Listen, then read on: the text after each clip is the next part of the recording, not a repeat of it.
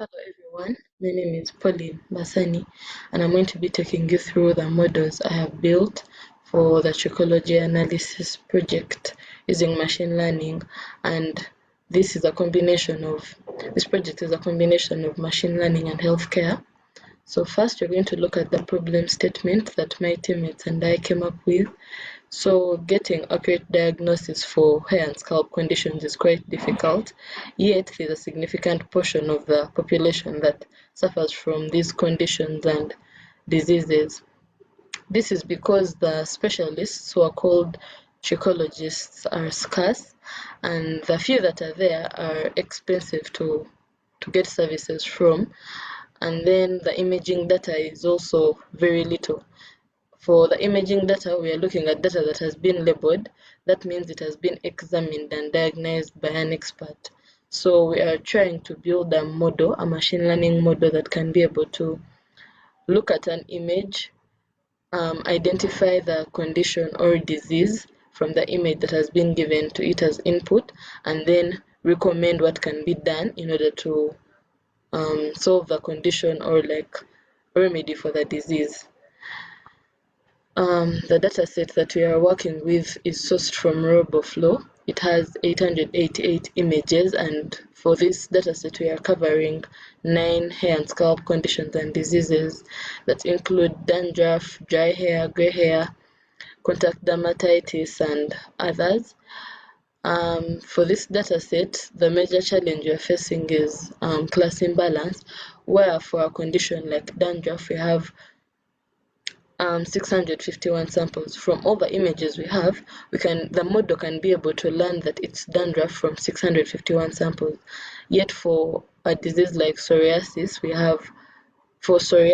have only 14 samples.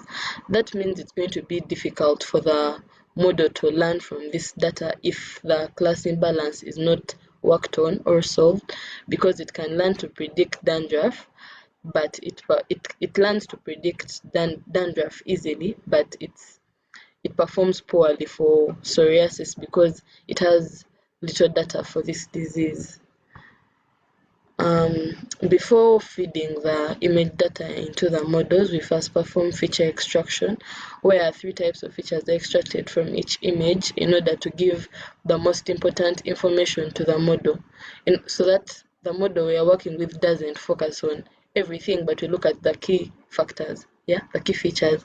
So first is the local binary patterns, which capture texture, and this is relevant for a condition like dandruff, because with dandruff the texture is diagnostically significant.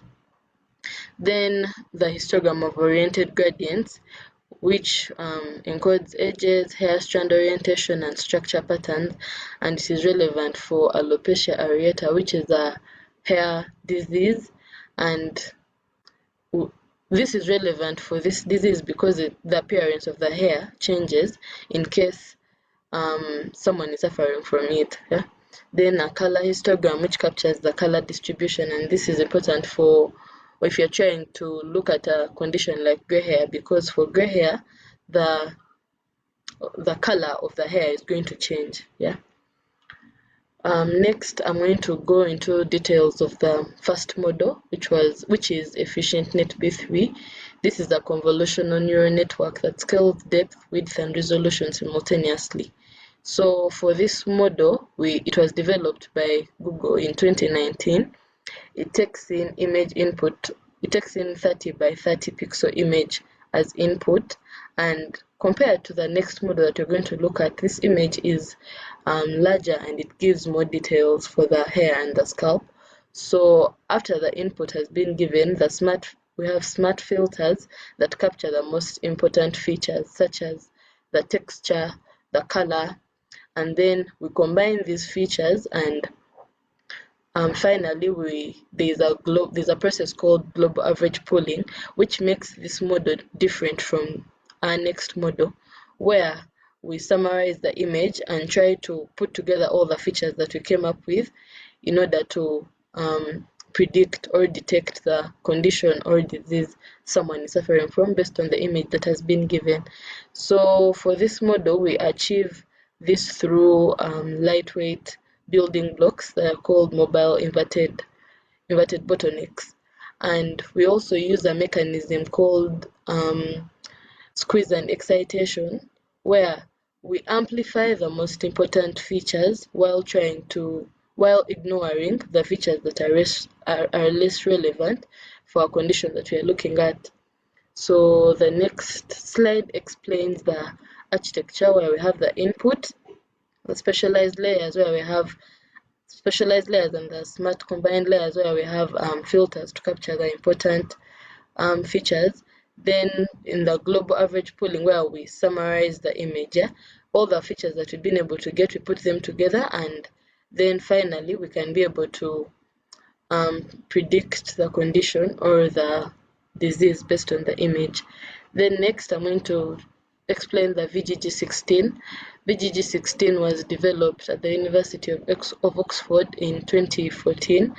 The 16 stands for the 16 layers with learnable weights, where 13 layers are the convolutional layers, then 3 layers are the fully connected layers. Explaining the architecture for this model, we have the input, which is a 224 by 224 pixel image, and 3 color channels, which is red, green, and blue. Then we have 5 blocks, each block having a stack of convolutional layers and the max pooling, where we are trying to reduce the resolution of the image in order to identify the key features. So after all that, we have the fully connected layers, and then finally we can be able to get the final output of the scalp condition or hair disease that we are trying to detect or predict. Trying to compare these two models, like I had stated before while explaining EfficientNetB3, it takes in a 300 by 300 pixel image, while VGG-16 takes in 224 by 224 pixel image. So that means for EfficientNetB3, the image gives more detail compared to VGG-16. VGG-16 stands for Visual Geometry Group, which represents the group that developed the model. For EfficientNetB3, it is made up of lightweight building blocks that are called the mobile inverted bottlenecks, and we also use a mechanism, like I stated, a mechanism called squeeze and excitation, while for VGG-16 we are looking at a stack of convolutional layers and then the max pooling layer at the end of each block. Then we keep repeating because we have 5 blocks of the same structure. Yeah, that brings me to the end of my presentation. Thank you.